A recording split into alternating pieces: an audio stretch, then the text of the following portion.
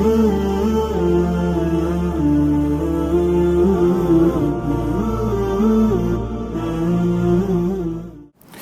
اللہ الرحمن الرحیم الحمدللہ نحمدہ ونصلی علی رسولہ الکریم اما بعد۔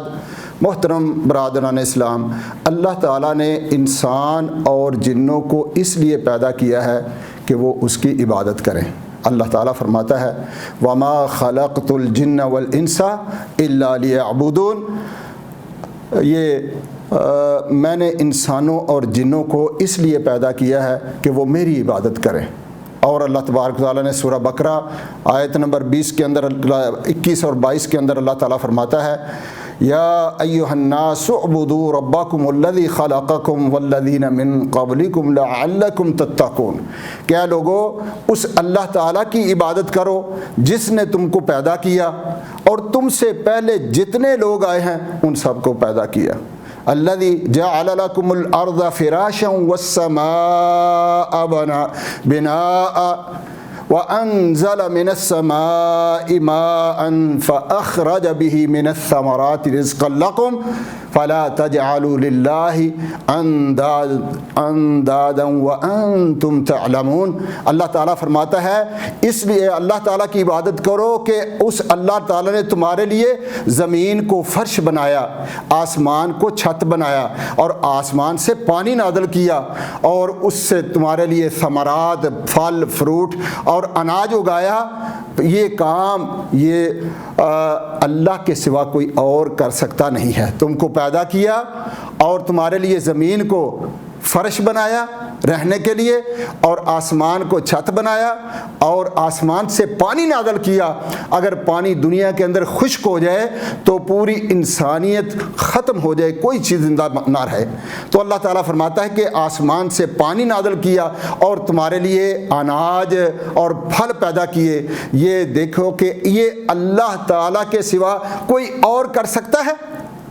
اگر نہیں کر سکتا تو اللہ تعالیٰ فرماتا ہے فَلَا تَجْعَلُوا لِلَّهِ أَنْدَادًا وَأَنْتُمْ تَعْلَمُونَ، پھر اللہ تعالیٰ کے مد مقابل اوروں کو شریک نہ بناؤ اور تم جانتے ہو کہ یہ سارے کام اللہ تبارک تعالیٰ کے سوا کوئی اور نہیں کر سکتا۔ عبادت، ہر قسم کی عبادت اللہ تبارک تعالیٰ کے لیے ہے۔ قولی عبادت، فعلی عبادت، مالی عبادت، ہر قسم کی عبادت اللہ تعالیٰ کے لیے ہے۔ قول کیا ہے؟ قول اللہ تعالیٰ سے مانگنا، دعا کرنا، یہ قولی عبادت ہے۔ یا اللہ میری مدد فرما۔ اللہ تبارک و تعالیٰ اس کے بارے میں فرماتا ہے وَقَالَ رَبُّكُمْ ادْعُونِي أَسْتَجِبْ لَكُمْ، تمہارا رب کہتا ہے مجھے پکارو میں تمہاری دعاؤں کو قبول کرتا ہوں۔ ان الذین یستکبرون عن عبادتی سیدخلون جہنم داخرین، اللہ تعالیٰ فرماتا ہے کہ اگر تم جو ہے اس سے تکبر کرو اور میری عبادت، اللہ تعالیٰ نے دعا کو عبادت کہا ہے، میری عبادت سے جس نے تکبر کیا میں اس کو ان قریب ہی جہنم کے اندر داخل کر دوں گا، وہ وہاں پر رہے گا۔ تو اس لیے دعا کرنا یہ عبادت ہے۔ اللہ کے نبی صلی اللہ علیہ وسلم نے فرمایا الدعاء هو العبادہ، دعا کرنا عبادت ہے، دعا ہی عبادت ہے۔ اور دعا کرنا اللہ تعالیٰ سے طلب کرنا، حاجات کو مانگنا، اپنی مشکلات کو دور کروانا، اے اللہ میری پریشانیوں کو دور فرما، اے اللہ مجھے حاجت کو اپنی کو طلب کرنا، یہ عبادت ہے۔ اور اس عبادت کے اندر کسی اور کو اگر ہم نے شامل کر لیا، یا اللہ میری مدد فرما، یہ عبادت ہے۔ اور اللہ کے سوا کسی اور کی عبادت کے لیے ہم نے طلب کر لیا یا علی مدد یا غوث مدد یا نبی مدد، تو یہ اللہ تعالیٰ کے ساتھ شرک ہے، جس کو اللہ تعالیٰ پسند نہیں کرتا۔ یہ قولی عبادت ہے کہ اللہ تعالیٰ سے دعا کرنا، مانگنا، یہ قولی عبادت ہے۔ اور اسی لیے مکہ کے مشرکین جب کہتے تھے لبیک اللہم لبیک، لبیک اللہم لبیک، لبیک لا شریک لک لبیک الا شریکن ہوا تملکہ وما ملک، کہ ایک تمہارا ایک شریک ہے اور اس کا مالک بھی تو ہی ہے، یہ وہ کہتے تھے۔ تو اللہ کے نبی صلی اللہ علیہ وسلم نے فرمایا ویلکم قد قط قط رک جاؤ، پہلے سے ہی رک جاؤ، یہ الفاظ نہ کہو کہ ایک شریک ہے جس کا مالک بھی تو ہی ہے۔ کچھ لوگ کہتے ہیں اللہ تعالیٰ ہماری سنتا نہیں ہے، ہماری نہیں سنتا۔ اللہ تعالیٰ فرماتا ہے وَقَالَ رَبُّكُمْ اُدْعُونِي أَسْتَجِبْ لَكُمْ، تمہارا رب کہتا ہے کہ مجھے پکارو، مجھ سے مانگو، میں تمہاری دعاؤں کو قبول کرتا ہوں۔ یہ بد نصیب شخص ہے جو کہتا ہے کہ اللہ تعالیٰ میری سنتا نہیں، میں گناہ گار ہوں، میری اللہ تعالیٰ سنتا نہیں۔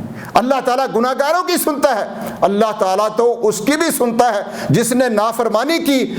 وہ ابلیس نے جب یہ اللہ تعالیٰ کی نافرمانی کی، توبہ بھی نہیں کی، اور پھر اللہ تعالیٰ سے مہلت مانگی، اللہ تعالیٰ نے تو اس کو بھی مہلت دے دی۔ لیکن یہ بد نصیب ایسا شخص ہے جو کہتا ہے کہ اللہ تعالیٰ میری سنتا نہیں۔ اس لیے میرے بھائیو، اللہ تعالیٰ فرماتا ہے وَقَالَ رَبُّكُمْ اُدْعُونِي أَسْتَجِبْ لَكُمْ، تمہارا رب کہتا ہے مجھے پکارو اور میں تمہاری دعاؤں کو قبول کرتا ہوں۔ اور نمبر 2 یہ قولی عبادت ہے۔ نمبر 2 فعلی عبادت، سجدہ کرنا، رکوع کرنا، قیام کرنا، یہ اللہ تعالیٰ کے لیے ہے، یہ عبادت ہے۔ اگر اللہ تعالیٰ کے سوا کسی اور کو سجدہ کیا، رکوع کیا، اور کتنے لوگ ایسے ہیں جو کر رہے ہیں، تو اس نے شرک کیا، اور شرک اللہ تعالیٰ کو پسند نہیں ہے۔ سب سے بڑا گناہ شرک ہے۔ اللہ کے نبی صلی اللہ علیہ وسلم نے فرمایا کہ اگر اللہ تعالیٰ کے سوا کسی اور کو سجدہ کرنا ہوتا، اگر جائز ہوتا، تو میں یہ حکم دیتا کہ بیوی اپنے خامد کو سجدہ کرے۔ تو اس لیے سجدہ کرنا اور رکوع کرنا، قیام کرنا، یہ شرک ہے۔ جس نے ایسا کیا وہ ایسا بڑا گناہ کیا جس کی معافی نہیں۔ نمبر 3 فعل مالی عبادت، نظر ماننا، ذبیحہ کرنا، کسی کے نام کی نظر ماننا، یہ نظر اللہ تعالیٰ کے لیے ہے۔ اللہ کے نبی صلی اللہ علیہ وسلم نے فرمایا کہ پہلی قوموں کے اندر ایک آستھان تھا، جس طرح ابھی بھی مجاور قبروں پر بیٹھے ہوئے ہیں۔ اللہ کے نبی صلی اللہ علیہ وسلم نے منع کیا ہے کہ قبروں پر مجاور بن کے مت بیٹھنا۔ آج دیکھیے کہ قبروں کے اوپر مجاور بیٹھے ہیں، وہ اتنے سخت ہیں کہ وہاں پر بچیوں کو اور وہاں جتنے بھی نشہ والی چیزیں ہوتی ہیں، اور اتنا ظلم کر رہے ہیں، یہاں تک کہ پاکستان کے اندر، گجرات کے اندر ایک انسانیت کے اوپر اتنا ظلم ہو رہا ہے کہ وہاں انسان کا چڑھاوا لیتے ہیں، نذرانہ لیتے ہیں، اور اس بچے کے سر پر کول چڑھا دیتے ہیں، اور اس کی عقل جو ختم ہو جاتی ہے۔ جب وہ بڑا ہو جاتا ہے، ایک مجاور اس کے ساتھ لگا دیتے ہیں، اور پھر وہ گھر گھر جا کے مانگتا پھرتا ہے۔ یہ ایسا ظلم، یہ جہاں بھی ہوتے ہیں مجاور، یہ بڑے سخت دل، ان کو کوئی رحم نہیں ہوتا۔ آج بھی آپ دیکھتے ہیں کہ قبروں کے اوپر، مزاروں کے اوپر، بڑے بڑے مزاروں کے اوپر کیا کتنی بچیوں کو، عورتوں کو اغوا کر کے کیا ان کے ساتھ ظلم ہوتا ہے۔ تو اسی طرح یہ وہاں پر آستھانہ بنایا ہوا تھا۔ پیارے نبی صلی اللہ علیہ وسلم نے فرمایا کہ ایک بندہ مکھی کی وجہ سے جنت میں چلا گیا، اور ایک بندہ مکھی کی وجہ سے جہنم میں چلا گیا۔ تو یہ 2 لوگ سفر کر رہے تھے، تو راستے میں آستھان آیا، اور وہاں پر جو لوگ بیٹھے ہوئے تھے وہ مجاور، انہوں نے کہا کہ یہاں پر سے گزرنا ہے تو کچھ نہ کچھ یہاں پر نذرانہ کر کے جانا ہے۔ تو انہوں نے پہلے شخص نے کہا میرے تو پاس کچھ نہیں ہے، تو انہوں نے کہا چاہے ذباب مکھی کو کہتے ہیں، ایک ذباب ہی پکڑ کے یہاں پر نذرانہ دے دو تو تم چلے جاؤ۔ اس نے مکھی کو پکڑا اور وہاں پر ذبح کر دیا، اس کو مار دیا، اس کا نذرانہ چڑھا دیا، اس کو انہوں نے چھوڑ دیا۔ اور دوسرے نے کہا یہ مواحد آدمی تھا، اس نے اپنی جان قربان کر دی، لیکن اس نے کہا کہ میں نے تو ایک مکھی بھی اللہ تعالیٰ کے سوا کسی کے لیے جو ہے نذرانہ نہیں دے سکتا، میں کسی کے لیے نظر نہیں کر سکتا۔ تو دوسرے کو جب کہا کہ ایک مکھی نذرانہ دے دو، تو اس نے کہا میں نے تو اللہ تعالیٰ کے سوا، یہ مواحد ایسا ہوتا ہے، یہ اپنی ہر چیز قربان کر دیتا ہے، جان بھی چلی جائے لیکن شرک نہیں کرتا، کسی اور کے لیے نظر اور نیاز نہیں دیتا۔ اور کہ اس نے کہا کہ میں تو نہیں دوں گا، میں اللہ تعالیٰ کے سوا نظر نہیں دیتا۔ تو انہوں نے اس کو، ظالم لوگ، انہوں نے اس کو پکڑا اور ذبح کر دیا، قتل کر دیا۔